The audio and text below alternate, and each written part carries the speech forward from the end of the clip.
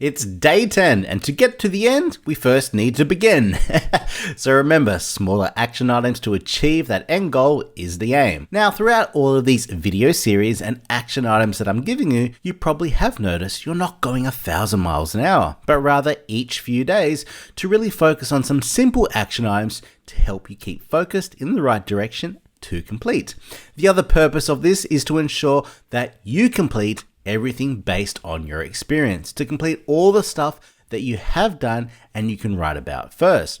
As I know, some of you have got some great experience, but have yet to gain the confidence towards your level 3s. But when you gain it, by completing the initial steps, you only have to write about a few sections to get it finally completed. I have seen in the past where candidates, knowing since they haven't got that level 3 experience, don't actually write any of the levels, so may stay as a candidate in the system for many years. 5 years passes, and since they haven't taken these small steps to complete the initial sections or the easier sections, the thought of completing the APC does become a burden. So this is why I developed the APC challenge to help motivate you and show you how it can be done and lay out exactly what you need to be doing to ensure that you don't give up. And I want you to use this as a motivational tool with the assistance of your counselor or supervisors or internal training to help create an amazing submission that's approved. If you haven't, please watch all the previous action items and the days before this one before starting today's, as today is all about your level 2 technical core and optional competencies. Now, similar to what you've already been doing, mind mapping, focusing on what should be included, creating a checklist of everything to make up your statement, we want to start the exact same way by doing that today. Now, if you haven't already started mind mapping, that's great. I'm still proud of you of taking action and being where you are right now, but if you have taken action and started mind mapping, congratulations as well. Now remember that the core and optional is a maximum of 4,000 words, not 4,000 plus, but under 4,000. I mentioned before, but you want to write to the maximum to ensure that you can give the assessors confidence in your ability and that you have achieved the levels required. So while you could write 3,000, I believe you should be writing to the maximum, as writing less could potentially show less confidence to the assessors, show less experience and less understanding. Now, as a guesstimate or estimate, since each and every one of you are on a different pathway, if we divide the technical and core by 4,000, you should get approximately about 180 words. But you would want to ensure that you have less words towards your level 1s than your level 2s and 3s, as the focus of the APC is to make sure that you can do the required work at the required level.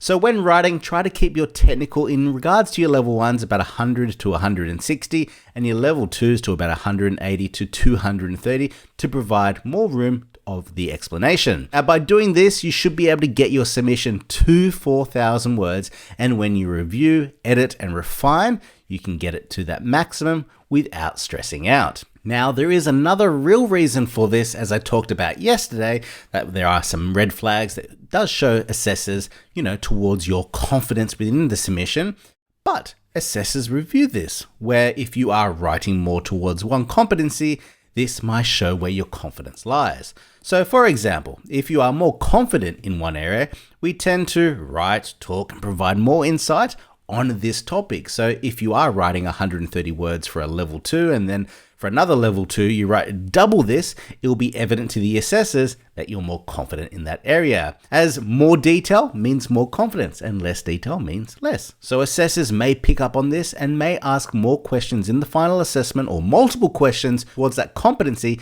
to help ensure that you have achieved that level to the area and context of your work before moving on. So please ensure you provide enough detail and close that statement and try to even it out so you're not hinting towards where you might have less or more experience towards.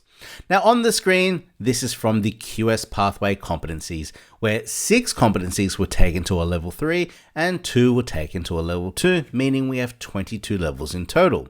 I strongly suggest you create something similar to this for your competencies as well, as it just helps you to keep focus about how many words you should be inputting and how many words that you have left. Now, I'm not saying that you have to get everything at the same word count. And yes, you will provide more words towards some competencies than the others.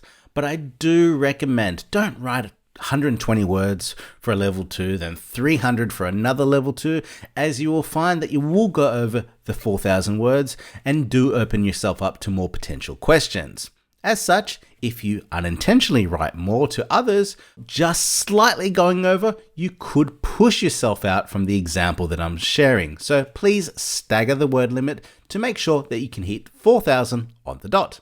Now, with that said, providing some more details and examples of activities and processes for your technical is going to be more than your mandatory. Now, here's a simple example that I'm showing now, and what you would see is there's more examples.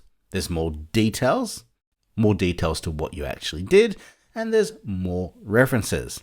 Now, the assessors have been trained to look for certain overall elements, and this could include looking for 1 or 2 examples, but I do recommend that they look for 2, looking for detailed explanation of the experience, where detailed is the key word, so explain and give details, examples of real life projects, so framing it out of your actual experience, what you did, and references to the processes you did and how you did it, and using specific words to just demonstrate your involvement or key elements of terminology that will be referencing your areas of work. Show the management of a situation and subsequently experience gained and formed.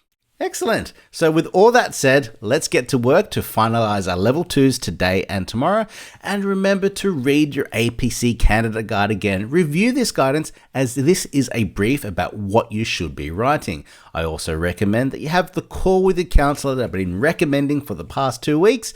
Make sure you have that. Discuss your potential case studies and have them review your potential writing or the writing that you've already done. Keep up the great work, team, and I'll see you all tomorrow for some more great insight. Bye for now.